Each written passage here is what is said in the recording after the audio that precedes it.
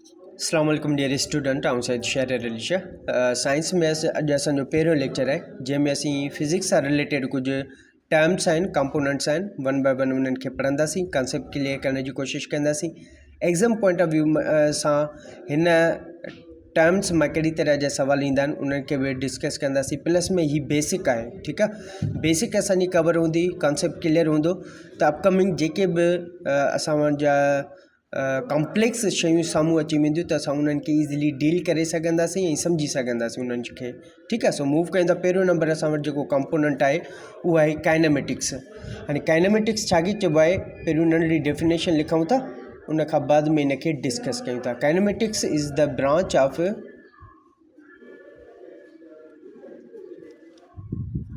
Mechanics, ठीकु आहे। Mechanics it deals with the study of motion without external force, ठीकु आहे। हाणे हीअ नंढी डेफिनेशन लिखी आहे, इन डेफिनेशन खे पढ़ूं था, कॉन्सेप्ट क्लियर कयूं था, उन खां बाद में इन खे डिस्कस कयूं था। हाणे काइनेमेटिक्स छा खे चइबो आहे, kinematics is the branch of mechanics. हाणे पहिरियों सुवाल तव्हांजो इहो अची सघे थो त काइनेमेटिक्स कंहिंजी ब्रांच आहे, ठीकु आहे, त उहा कंहिंजी ब्रांच आहे, मैकेनिक्स जी। डिफरेंट तरह जा तव्हांखे सुवाल ॾिना हूंदा, तव्हां उन खे टिक कंदा, मैकेनिक्स खे टिक कंदा। अच्छा, इन तरह जो सुवाल बि अची सघे थो त मैकेनिक्स कंहिंजी ब्रांच आहे, त तव्हां फिज़िक्स खे टिक कंदा। मैकेनिक्स कंहिंजी ब्रांच आहे, फिज़िक्स जी ब्रांच आहे। फिज़िक्स कंहिंजी ब्रांच आहे, साइंस जी ब्रांच आहे। ॾिसो, हीअ सभु शयूं इंटर कनेक्टेड आहिनि। छा करिणो आहे, असांखे कंसेप्ट क्लियर करिणो आहे, शयुनि खे ज़हन में यादि रखिणो आहे ऐं उन्हनि खे विसारणो न आहे, ठीकु आहे। ऐं असां रिज़ल्ट सुठा हासिलु करे सघूं था। बहरहाल, काइनेमेटिक्स छा खे चइबो आहे, kinematics is the branch of mechanics. Kinematics mechanics जी ब्रांच आहे। It deals with the study of motion. इन में असां छा कंदा आहियूं, मोशन जी स्टडी कंदा आहियूं। अगरि कंहिं बि ऑब्जेक्ट में मोशन आहे त उन मोशन खे छा चइबो आहे सिंधी में, हरकत। कंहिं बि जिस्म में, कंहिं बि बॉडी जे अंदरि, कंहिं बि ऑब्जेक्ट जे अंदरि अगरि का हरकत आहे, को मोशन आहे, उन मोशन जी स्टडी कंदा आहियूं। छा में, काइनेमेटिक्स में स्टडी कंदा आहियूं, ठीकु आहे। लेकिन उहो मोशन डिफरेंट तरह जो थींदो आहे। हिन में कहिड़ो मोशन हूंदो, विदाउट एक्सटर्नल फोर्स, ॿाहिरे फोर्स लॻण जे बिना, ॿाहिरे फोर्स अप्लाई थियण जे बिना अगरि कंहिं बि ऑब्जेक्ट में मोशन पैदा थिए थो, उन मोशन जी स्टडी कंदा आहियूं। छा में, काइनेमेटिक्स में कंदा आहियूं, ठीकु आहे। ॻाल्हि सम्झो था। काइनेमेटिक्स छा खे चइबो आहे, ॿियनि लफ़्ज़नि में असां उनखे मोशन बि चई सघूं था। काइनेमेटिक्स जो मतिलबु छा आहे, मोशन, स्टडी ऑफ मोशन, ठीकु आहे। या मोशन खे ॿियनि लफ़्ज़नि में तव्हां काइनेमेटिक्स बि चई सघो था। क्लियर थी ॻाल्हि। काइनेमेटिक्स मैकेनिक्स जी ब्रांच आहे। काइनेमेटिक्स में छा कंदा आहियूं, मोशन जी स्टडी कंदा आहियूं, लेकिन external force, without external force, ॿाहिरे फोर्स लॻण जे बिना, ॿाहिरे फोर्स अप्लाई थियण जे बिना मोशन पैदा थिए त उनखे छा चइबो आहे, काइनेमेटिक्स चइबो आहे। या उन स्टडी खे असां छा कंदा आहियूं, उन मोशन खे स्टडी कंदा आहियूं। छा में, काइनेमेटिक्स में कंदा आहियूं। मिसाल जे तौर ते सपोज़ कयूं था, एग्ज़ाम्पल वठूं था त जीअं कॉन्सेप्ट क्लियर थी वञे। हीअ असांजो सिज आहे। सिज जे चौधारी असांजो छा हूंदा आहिनि, ऑर्बिट्स हूंदा आहिनि। ऑर्बिट्स जे चौधारी असांजा डिफरेंट प्लैनेट्स छा कंदा आहिनि, मूव कंदा रहंदा आहिनि। मिसाल जे तौर ते हीअ असांजी अर्थ आहे न, हीअ अर्थ हिकु पॉइंट खां मूव करणु शुरू कंदी, रिवॉल्व करणु शुरू कंदी, वापसि पंहिंजी जॻह ते ईंदी, वरी ॿियो चकर लॻाईंदी, वरी टियों चकर लॻाईंदी। अहिड़ी तरह सां सिज जी चौधारी छा कंदी आहे, घुमंदी रहंदी आहे। इट मीन्स असांजी ज़मीन में मोशन आहे, हा मोशन आहे, मोशन आहे, हरकत आहे, तॾहिं त हिकु पॉइंट खां ॿी पॉइंट ताईं ट्रेवल करे पई न। इट मीन्स हिन में मोशन त आहे। लेकिन छा हिन ज़मीन खे एक्सटर्नल फोर्स अप्लाई थिए पियो, ॿाहिरियों ज़ोर, को अहिड़ो को बहादुर माण्हू आहे जेको हिन ज़मीन खे चौधारी घुमाए, न।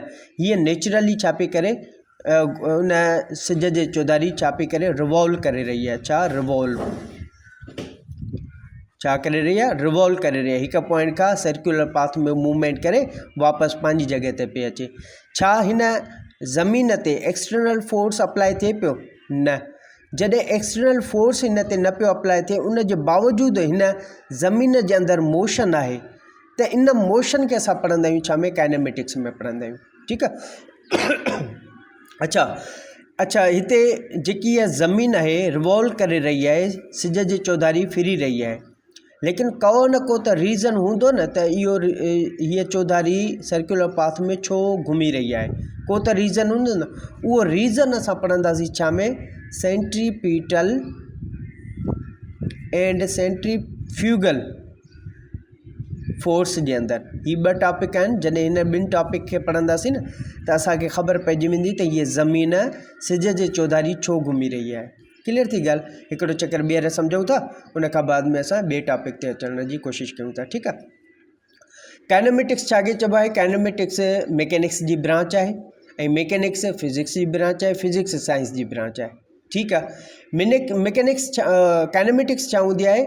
इन में असां मोशन जी स्टडी कंदा आहियूं, लेकिन विदाउट एक्सटर्नल फोर्स, बिना कंहिं एक्सटर्नल फोर्स जे अप्लाई करण जे अगरि कंहिं बि ऑब्जेक्ट में मोशन पैदा थिए थो त उनखे छा चइबो आहे? काइनेमेटिक्स चइबो आहे। ठीकु आहे, छा चइबो आहे? काइनेमेटिक्स चइबो आहे। मिसाल जे तौर ते हीअ असां ज़मीन ऐं सिज जो एग्ज़ाम्पल वरितोसीं। क्लियर थी ॻाल्हि? आई होप तव्हांजी कॉन्सेप्ट क्लियर थी हूंदो। उन खां बाद में असां अचूं था डिस्टेंस ते। हाणे डिस्टेंस खे सिंधी में चइबो आहे मुफ़ासिलो। छा चइबो आहे? मुफ़ासिलो। हाणे डिस्टेंस या मुफ़ासिलो छा खे चइबो आहे, इनखे सम्झूं था। सपोज़ कयो था ए पॉइंट खां बी पॉइंट ताईं को बि असां वटि हिकिड़ो डिस्टेंस आहे। मां हितां निकिरां थो, मूंखे बी पॉइंट ते वञिणो आहे, त लेकिन मां डायरेक्ट न पियो वञा, मां हेॾा घुमंदो, चांहि पीअंदो, रेस्टोरेंट तां घुमंदो, मानी टिकी, दोस्तनि यारनि सां मिलंदो, घुमंदो फिरंदो, पोइ अची हिन पॉइंट ते पहुचां थो। हाणे हीउ डिस्टेंस मूं कवर कयो आहे। ठीकु आहे, हिकु पॉइंट खां ॿी पॉइंट ताईं आयो आहियां, लेकिन हिन में को पर्टिकुलर डायरेक्शन कोन्हे को। जॾहिं पर्टिकुलर डायरेक्शन न हुजे न त उनखे असां छा चवंदा आहियूं? डिस्टेंस चवंदा आहियूं। मिसाल जे तौर ते हिकु नंढड़ी डेफिनेशन लिखूं था। When a body move one point to another point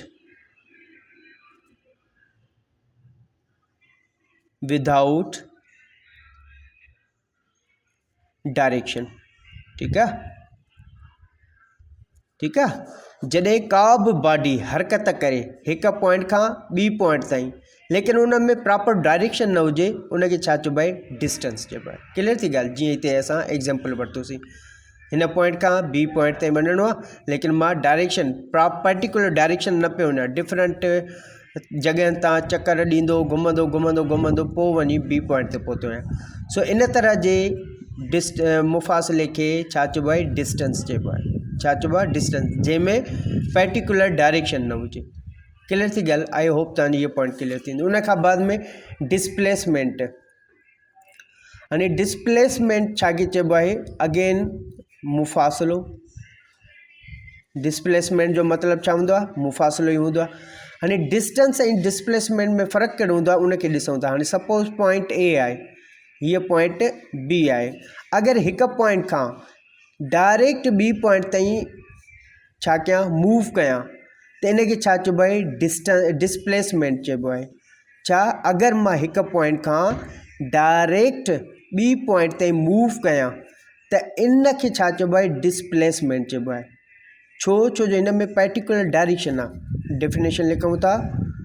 when a body moves one point to another point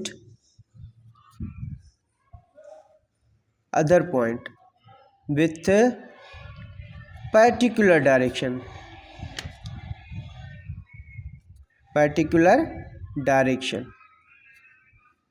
is said to be displacement. ॻाल्हि सम्झ में आई? जॾहिं असां when a body moves one point to another point, जॾहिं का बि body, जॾहिं का बि जिस्म, का बि बॉडी हिकु पॉइंट खां ॿी पॉइंट तां मूव करे, लेकिन पर्टिकुलर डायरेक्शन में, उनखे छा चइबो आहे? डिस्प्लेसमेंट चइबो आहे। हाणे डिस्टेंस में पर्टिकुलर डायरेक्शन न हूंदो आहे, जॾहिं त डिस्प्लेसमेंट में पर्टिकुलर डायरेक्शन मौजूदु हूंदो आहे। डिस्टेंस खे डी सां रिप्रेज़ेंट कबो आहे, ऐं इन जो यूनिट छा हूंदो आहे? मीटर। ऐं जॾहिं त डिस्प्लेसमेंट खे डी जे मथां एरो ॾेई छॾींदो आहे ऐं उनजो यूनिट छा हूंदो आहे, मीटर हूंदो आहे। मुफ़ासिले खे छा में मेयर कंदा आहियूं, मीटर में मेयर कंदा आहियूं न। त डी डिस्प्लेसमेंट बि असांजो छा आहे, लेंथ आहे। ऐं जॾहिं त डिस्टेंस बि असांजो छा आहे, लेंथ आहे। लेंथ खे हमेशह असां छा में मेयर कंदा आहियूं, मीटर में मेयर कंदा आहियूं, हिन खे मीटर में। फ़र्क़ु कहिड़ो आहे त हिन में डायरेक्शन हूंदो, हिन में डायरेक्शन, हिन डिस्टेंस में डायरेक्शन मौजूदु न हूंदो, जॾहिं त डिस्प्लेसमेंट में डायरेक्शन मौजूदु हूंदो आहे। इन डायरेक्शन खे रिप्रेज़ेंट करण लाइ मथां हिन डी खे एरो ॾेई छॾिबो आहे। क्लियर थी ॻाल्हि? आई होप तव्हांजो हीउ कॉन्सेप्ट क्लियर थी हूंदो। उनखां बाद में अचूं था रेस्ट। रेस्ट छा खे चइबो आहे, आराम। ठीकु आहे। जॾहिं असां हिकु जॻह ते पिया हूंदा आहियूं लाश लॻा, छा हूंदा आहियूं, रेस्ट में हूंदा आहियूं न। ठीकु आहे। बहरहाल रेस्ट छा खे चइबो आहे, when a body does not change its position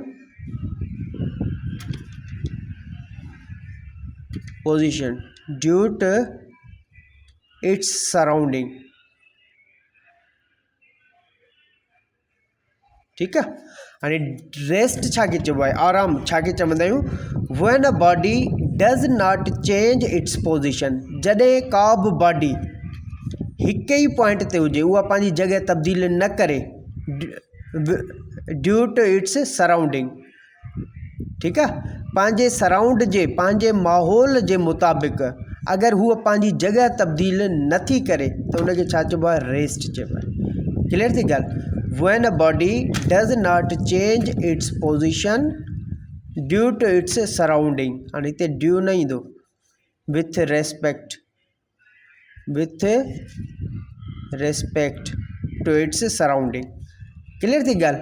जॾहिं को बि जिस्म पंहिंजी जॻह तब्दील न करे, हिकु ई जॻह ते मौजूदु हुजे, पंहिंजी पोज़ीशन खे चेंज न करे, त उनखे छा चइबो आहे, रेस्ट चइबो आहे। लेकिन with respect to its surrounding means उन जे आसपास जेको माहौल आहे, उन जे माहौल जे मुताबिक़ उहो हिकु जॻह ते ई मौजूदु आहे। कमिरो बि त असांजो छा आहे, हिकिड़ो इन्वायरमेंट आहे, माहौल आहे।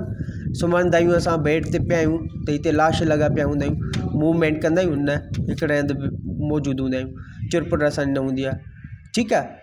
सही, जस्ट इहो मां जेको मज़ाक़नि में एग्ज़ाम्पल ॾिनो। बहरहाल हिन रेस्ट छा खे चइबो आहे, when a body does not change its position with respect to its surrounding is said to be rest।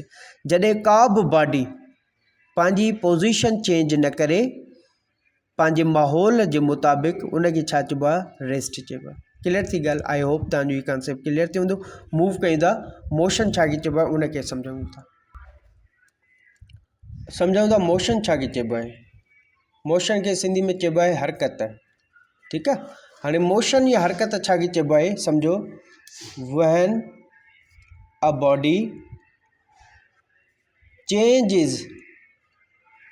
when a body changes its position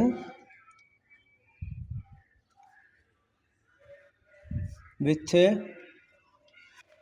respect to its surrounding। ठीकु आहे। हाणे मोशन छा खे चइबो आहे, इनखे सम्झूं था। जॾहिं का बि बॉडी पंहिंजी पंहिंजी पोज़ीशन खे चेंज करे, पंहिंजे माहौल जे मुताबिक़, त उनखे छा चइबो आहे, मोशन चइबो आहे।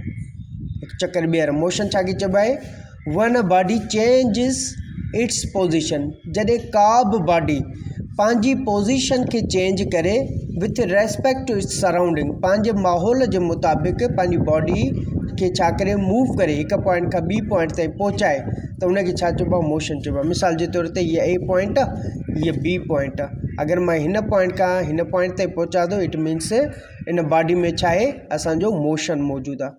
हाणे जॾहिं मोशन मौजूदु आहे त उहा छा थी करे, पंहिंजे सराउंडिंग जे हिसाब सां पोज़ीशन चेंज करे रही आहे, हिकु पॉइंट खां ॿी पॉइंट ताईं मूव करे रही आहे। इनखे छा चइबो आहे, मोशन चइबो आहे।